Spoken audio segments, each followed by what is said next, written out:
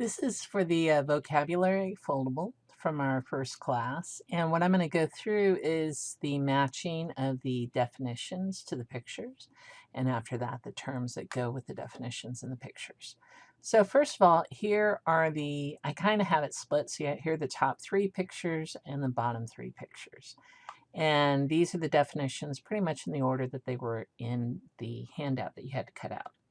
So first of all, we have one definition that looks like it says a person, an animal, or object in a population. Since it's singular, I'm looking, that's a singular right there. This is a singular. This is some of the total. There's some. This is everyone, and that's everyone. So I'm leaning towards putting this one over here. It could go here, but looks like I'm talking about outcomes there. So I'm saying this is probably going with this one. A number that describes some characteristic of a sample. So I know that there are no numbers on the top three here. I am getting numbers from this one, from one car.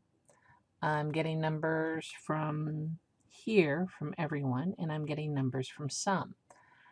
Well, I know it's probably over here on this column somewhere. Let me go ahead and figure out more this side, and maybe that'll help me figure this one out. A subset of individuals in the population from which we collect data. Now, it could be tempting to say this one or this one, but it's just talking about the subset of individuals. So I'm actually going to put this one over here. See how that's just a subset of individuals? It's not really talking about the data we're collecting. It's talking about the subset of the individuals. The entire group of individuals we want information about. So I'm going to put that one right up here.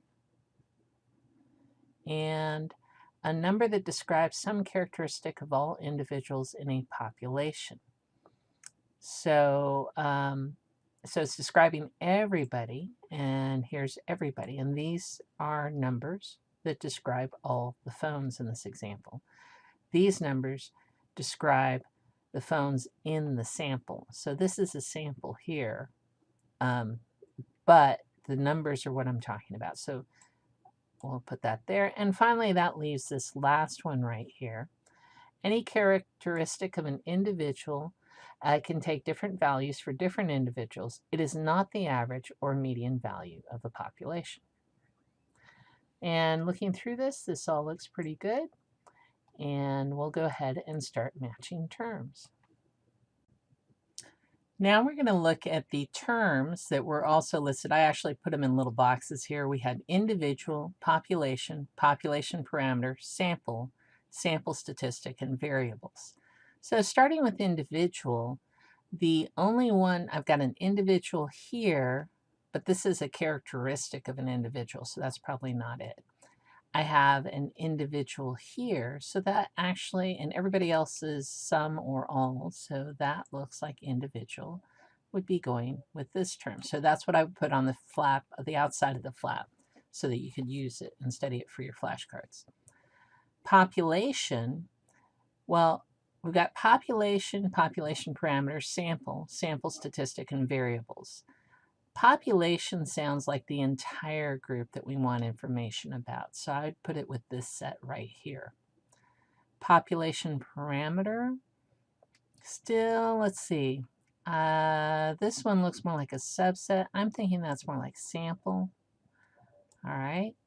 And then it's kind of looking like these are values for either population, an individual, or a sample. So if I'm talking about a population, see how I'm taking information from everyone on this one? That's your population parameter. A nice thing is both of these start with a P, and so you can remember that population parameter, and we're taking information from everyone. Sample statistic is when I'm doing from a sample, and that would be this one, which leaves variables for this one on the top. Notice that variables come from individuals, parameters come from when you take the values for everyone put together, and statistics are from samples when you put the values from the sample together.